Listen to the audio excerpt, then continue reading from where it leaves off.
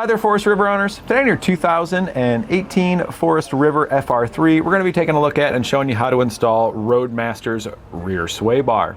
And this is what our sway bar looks like when it's installed. What I like about the Roadmaster Rear Sway Bar kits is that this sway bar installs behind the rear axle, which means it's not a replacement sway bar. The factory sway bar that's just in front of the axle is still here. This is an additional sway bar that is installed to work with the factory sway bar that's there to give you even more anti-sway. The way our sway bar works to help to reduce sway in your motorhome setup here is kind of by acting as a spring type mechanism, because our bar here wants to stay in its natural normal shape like you see it right here. And these arms that are attached here, there's another one over here on the other side.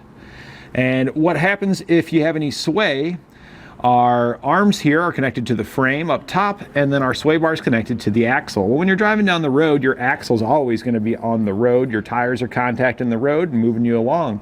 But your body that's sitting on top, as you get heavy crosswinds and stuff, can start to sway a little bit back and forth.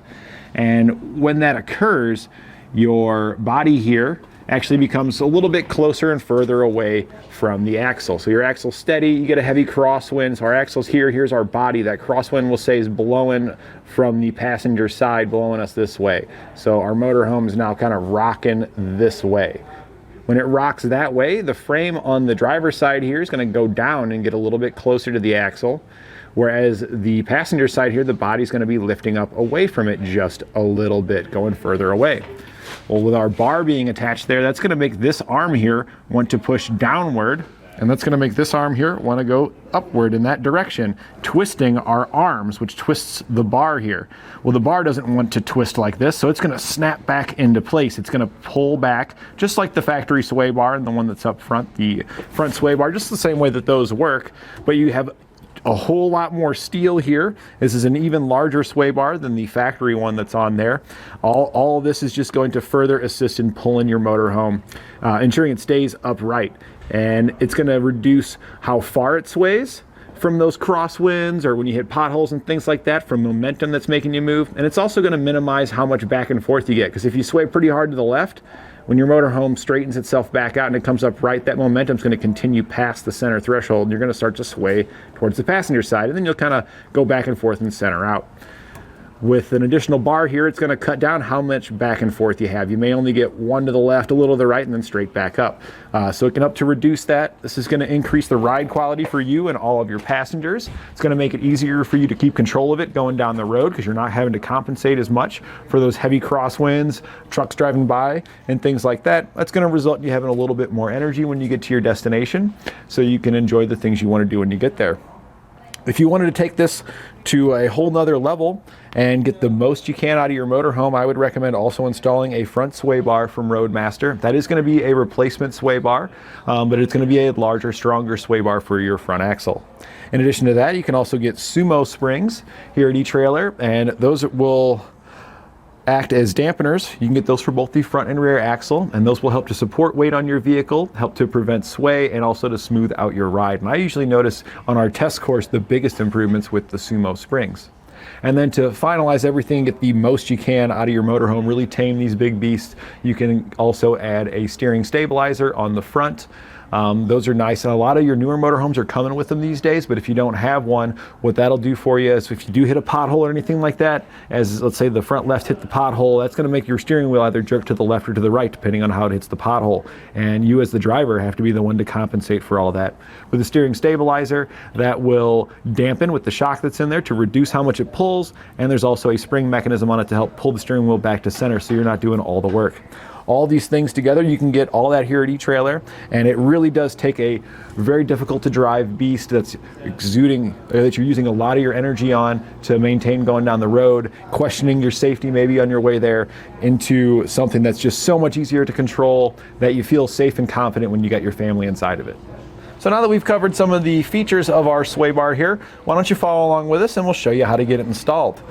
You do want to keep in mind this is on your motorhome, so you are going to need some pretty big jack stands and some heavier duty tools to complete this. Some of the bolts here are pretty large, so make sure you got a breaker bar on hand to break those loose if you're more than just a couple of years old. We'll begin our installation here with our motorhome. We're gonna first chock the front wheels and then use the leveling jacks that are included on our motorhome to lift up the suspension here at the back. We need the suspension to be lifted so we can access a couple of bolts on the frame. The leaf spring actually covers those bolts up when your suspension is loaded, so we just need to lift it up enough to elevate the frame up above that leaf spring stack so we can access those bolts. Our wheels aren't off the ground. You can see they're still touching, but they are pretty close to being about ready to come off the ground. We do have underneath of our leveling jacks, we have some from Ultra Fab. They are leveling jack pads that will give us a little bit more lift so that way we can make sure we got enough to be able to lift it up. Now that we've got it lifted, before we crawl underneath to work on it or anything like that, you want to make sure you slide some jack stands underneath the frame because we don't want to trust just our hydraulic jacks on our motorhome here to support the weight of the vehicle while we're working underneath of it. And these are the bolts that we need to access here. You can see they're kind of dripping there because I did put some rust penetrant on them to help come out a little bit easier. They are usually pretty tight, and this is we're about 5 years old on this motorhome, so they've got a chance to generate quite a bit of rust. So after putting that on there, we can then take them out using a 21mm socket, and you can see how they are just barely above our leaf spring stack, and that's because we got that suspension lifted there. Otherwise, you wouldn't be able to see those. They'd be right behind the leaf springs. So we're just gonna zip this out of here with our gun. We don't need a wrench on the other side because the nuts have a little tang that's made onto them that prevents them from spinning.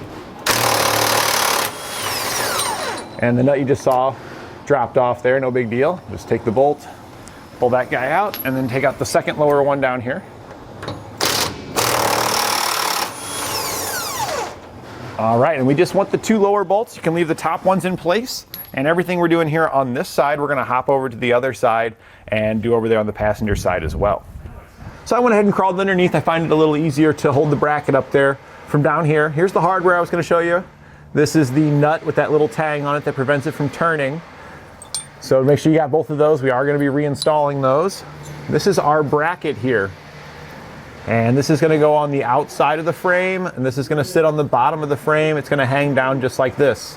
The two holes you see there line up with the holes where our bolts used to be. So we're just going to grab one of these bolts in our bracket here, lift it up into place, and then just take your bolt and slide it through your bracket, and then we're going to find the other hole here. Should be right around there. Let's see. Oh, right here. Slide our bolt in. We're going to go ahead and do the same thing with the other bolt here. Get this one slid into place. There we go. And then we'll take the nut now and put it on the other side. Now when we tighten these down, since it's got that tang on there, you're going to have to spin the bolt here to get it to thread into the nut.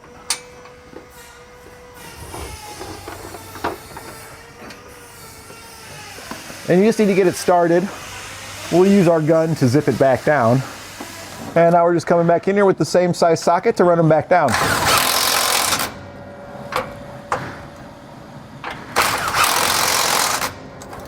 And now we'll torque our bolts to our manufacturer's specifications.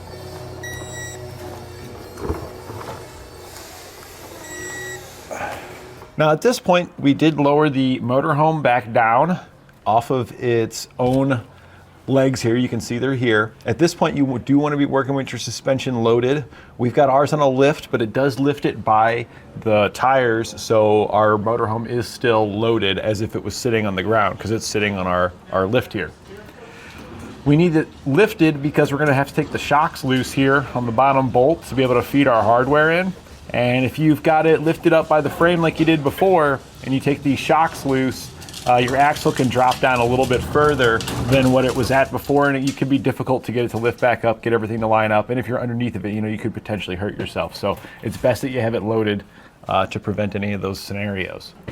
The bolt that you'll see down here, you'll remove with a 1 1/8 inch socket and wrench.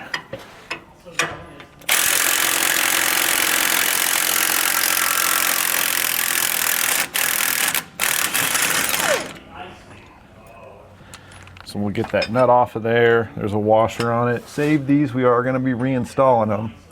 We just need to get it out of here temporarily. So now that we got the nut off, to get the bolt out, sometimes you get lucky and you can pull it out, which we did. I'm actually a little surprised. A lot of times there's a little bit more pressure on it, so it doesn't come out so easily, but sometimes you can just slide it right out of there. Now, more often than not, once you slide that out of there, the shock's gonna move on you. It wants to extend since we don't have anything holding it in place. So you should be strong enough to be able to overcome it. So we'll show you here. We pull it out, you can see it's starting to extend a little bit there. So it's not gonna fit back in and line up where it was. But if you see here, you can just give it a little bit of a push. You can push it up beyond its point, and I'll be honest with you, these shocks are completely wore out. I can tell just by the feel that this should be extending now and it's not extending, and it shouldn't be this easy to push. I'm not really pushing that hard. So this guy definitely needs a set of shocks. We'll be letting him know about that. Yours at home, normally you'll push up on this. It will be difficult, but it will be doable to push it up, and then it's gonna wanna come back down.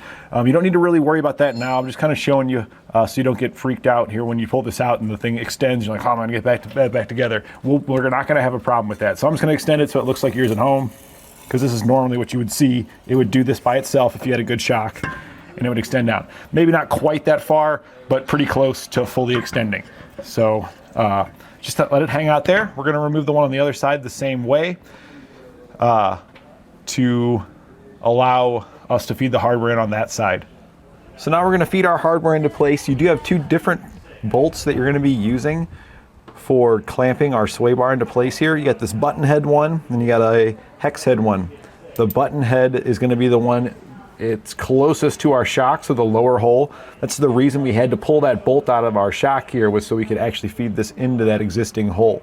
And the smaller button head will clear, whereas our more hexagonal squarish shaped head here, the harder edges, won't clear. So we're gonna take each of these, each one's gonna get a flat washer placed on it, and then we're just gonna drop it down into the holes behind our shock.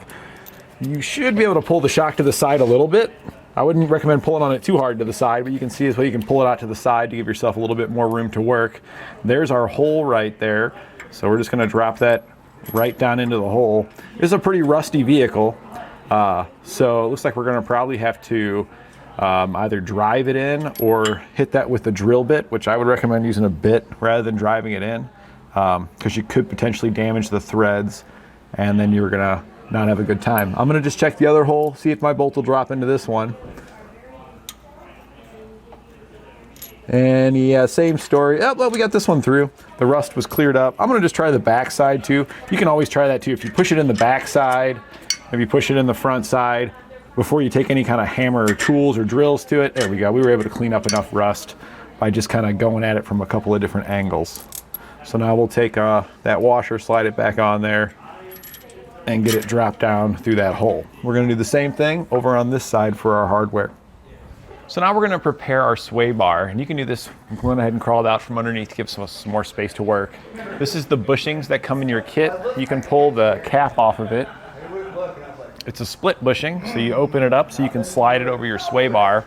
We have some lubricant that we need to put in place though before we put it on the sway bar. This lubricant comes included in your kit. Now, some customers have indicated that they get irritation from the lubrication. So if you have sensitive skin or anything like that, you might want to consider wearing gloves. I've never noticed any issue with my hands, but everybody's different. So you just want to take the proper cautions.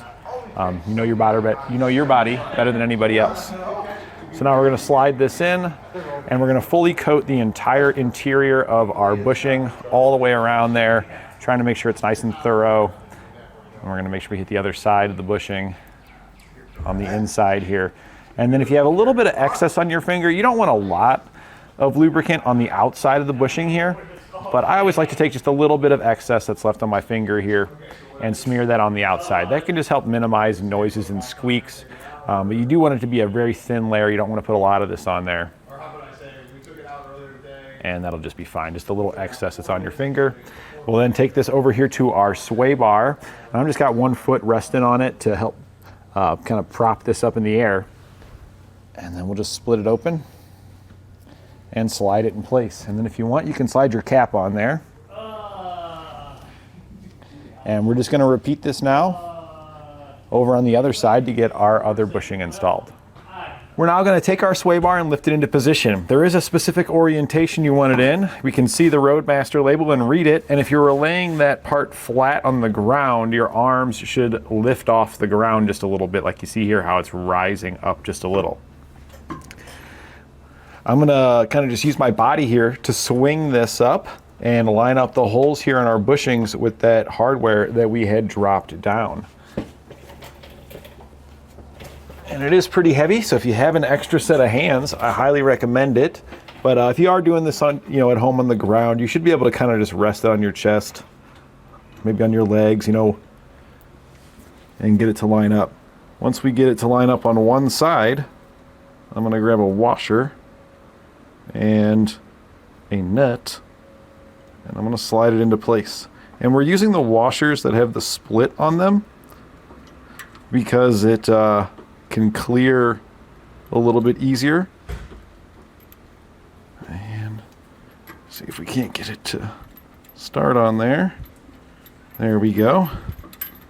We got that one to start. And then we'll get the next one to start. And here you can see that little I said split, I meant cut washers. And this cut usually goes towards the inside here to make sure that it can clear. It's not always necessary, but they're prepared for you just in case you get into a scenario where, hey, this bolt where it's dropping down is just a little bit too close.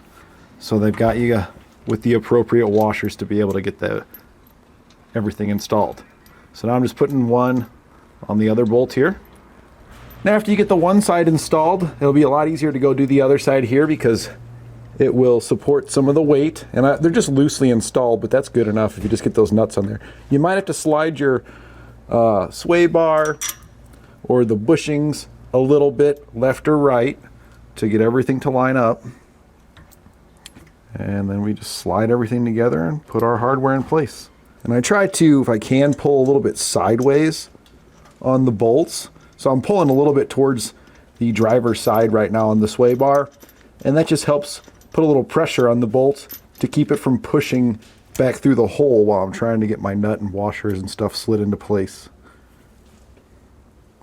It's a little bit easier to do that on the hex head ones. On these button head ones, they're a little bit more finicky. So for these ones, it's almost easier if you can just get a hand in there and hold that bolt from pushing through and get it started. Well, there we go. We've got all four nuts started now. So you can just kind of let it hang there for the moment, and then we'll get the tools we need to get it tightened down. So now we can go back and tighten down our hardware. You're gonna use a 5.5 millimeter Allen key for your button head bolt, 15 millimeter socket for your nuts, and also for a wrench for the hex head up there. And we'll just go back and snug them on down.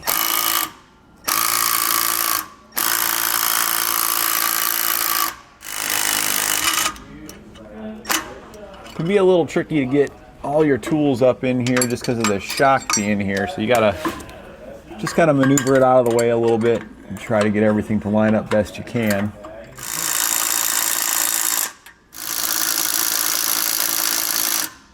And we can then go back and torque our hardware to the specifications outlined in our instructions.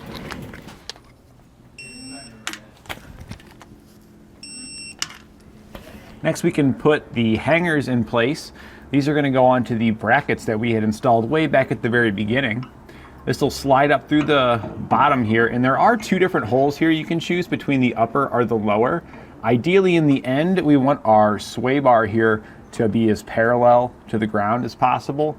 We're going to start in the lower hole and take our largest bolt that comes in our kit. We're going to slide it from the outside towards the middle and place a nut on the other side. And the reason we're choosing the lower one to start, if we look down here at the other end, we've got 3 more adjustment holes here. So usually you can get what you need by using these adjustment holes, but they have that extra one up top in case you did need a little bit further adjustment. So we're gonna go ahead and hang the other side. You can leave these loose for now. So before we go to lift our sway bar up into position here, I recommend putting your shock back in. The sway bar is gonna be obstructed where your bolt goes, making that more difficult, so it's easier to do this now. Now when you go to push this back in, you'll lift up on the shock. You might have to push it back into itself some, and then let it extend itself right into position here. What I did find here is that we are hitting the head of this bolt, even though we have the button head there in that position. And due to manufacturer variances, this just might be the case. And I can get it to start through one side, but I don't know if I'm gonna be able to get it all the way out the other side here. It's just barely hitting on the head of that bolt. You can see it's cocked. It's just not gonna make it. So if you are having the same issue here that I'm having, we can correct this real fast. Just get your shock out of the way. We'll go ahead and remove the nut off the bolt here, and we're gonna slide that bolt out and take the washer off that's sitting underneath the head. That'll draw it in closer, giving us more clearance.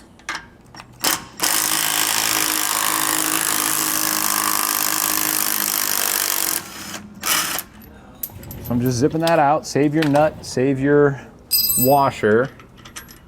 Push this guy back through, and then just take that washer out of there. Drop your bolt back down through there, and then you can reinstall your nut and washer on the bottom.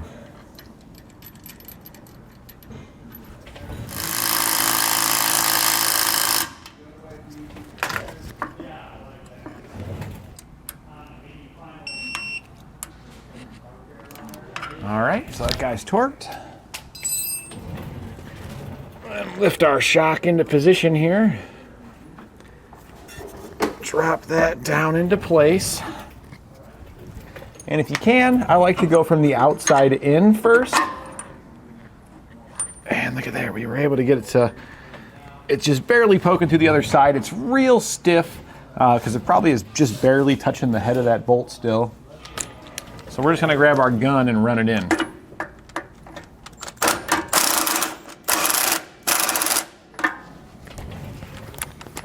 And then place our washer and nut on the other side.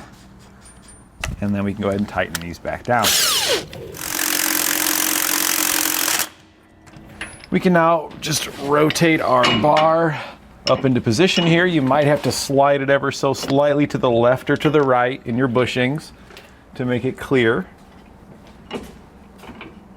There we go.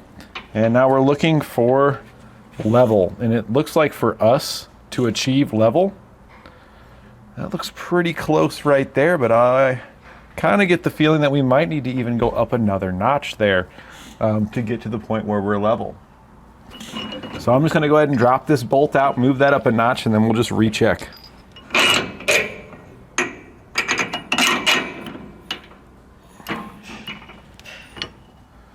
All right.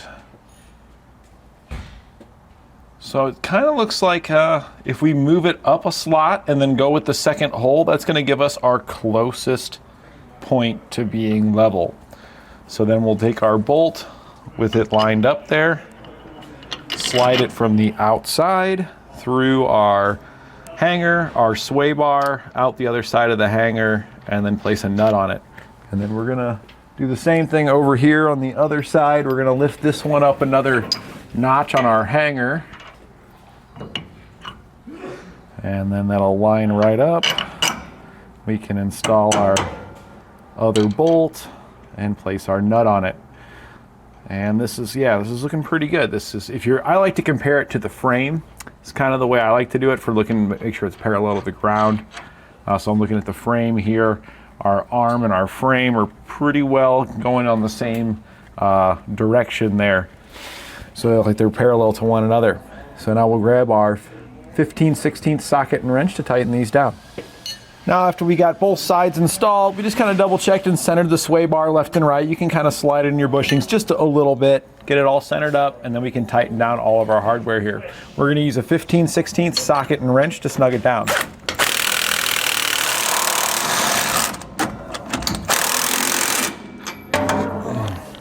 And then we'll go back and torque our hardware to the specifications outlined in our instructions. And that completes our installation of Roadmaster's Rear Sway Bar on our 2018 Forest River FR3.